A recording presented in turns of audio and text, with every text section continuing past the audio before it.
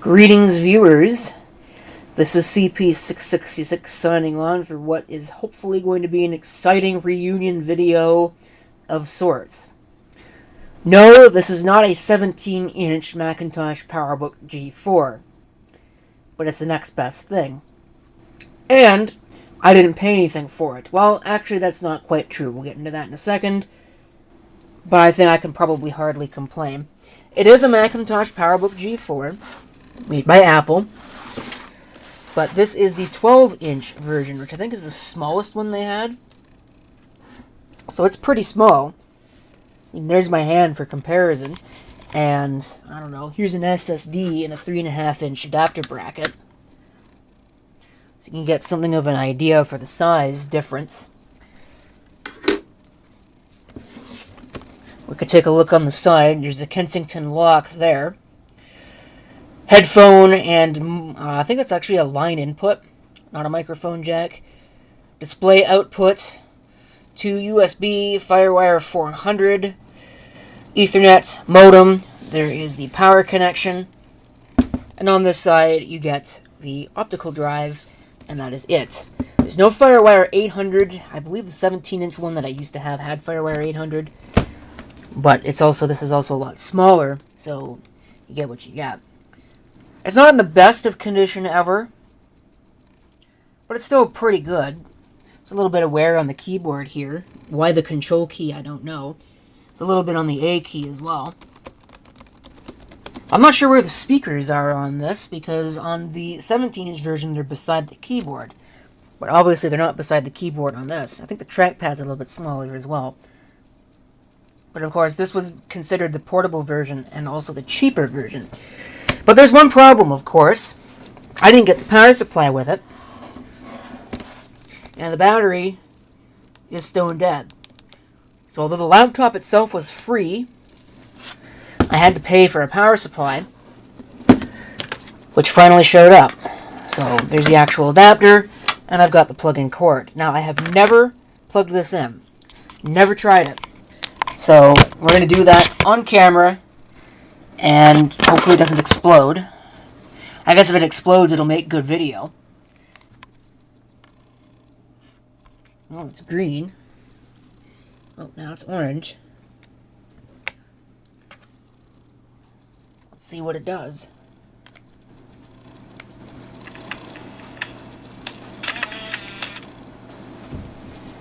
Okay, well, I didn't get a chime, but hey, it's actually booting something. So I guess the speakers are turned off. Now, I may need to stop the video depending upon what this does. But it looks like it actually works. There's some very uneven backlighting on that screen.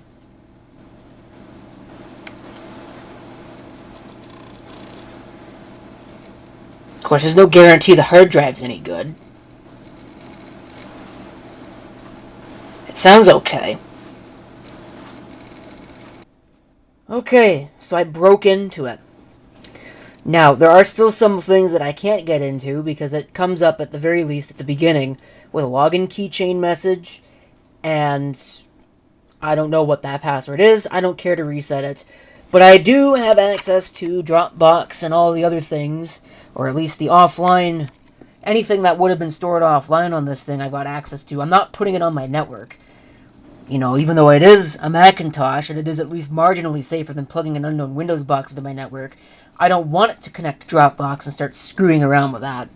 So we come here, it's running 10.5.8, which is probably what it will be running after I'm done with it. It's actually pretty slow. It's only 867 megahertz, and it's only got 1.12 gigabytes of RAM, so it's obviously been upgraded at some point.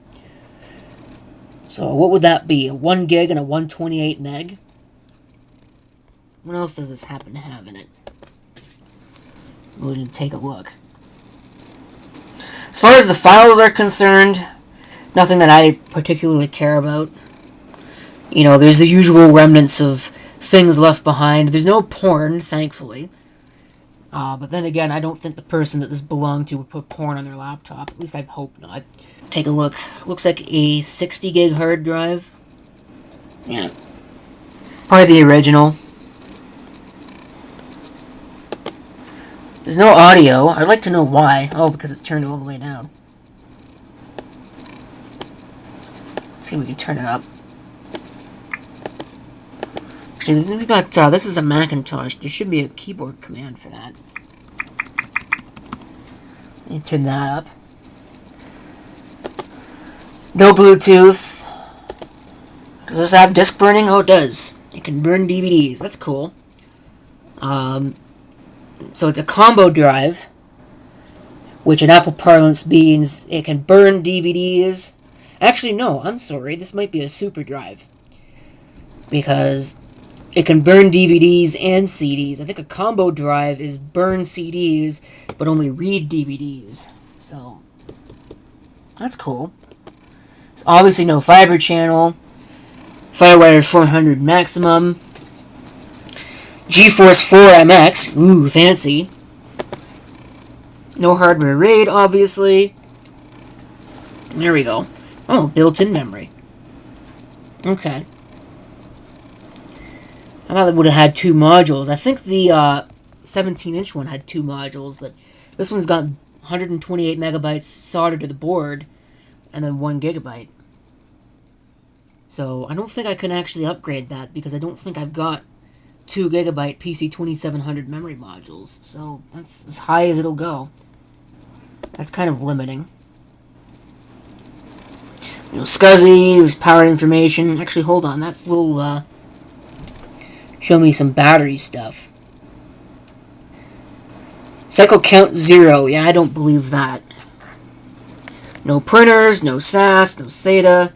A couple USB buses. What airport does this have? Airport Extreme. Of course, it's turned off. It's got the modem and the volumes. Alright, I think that's pretty much all that I can think of to say about it.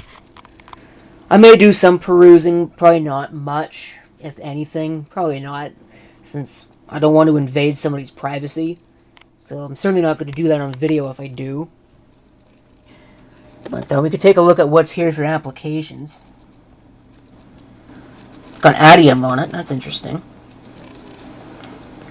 Looks like a development version of LibreOffice. It's got Emacs on it. I don't know what iStumbler is. Somebody will tell me in the comments, no doubt. Maybe it's... I don't know what it is.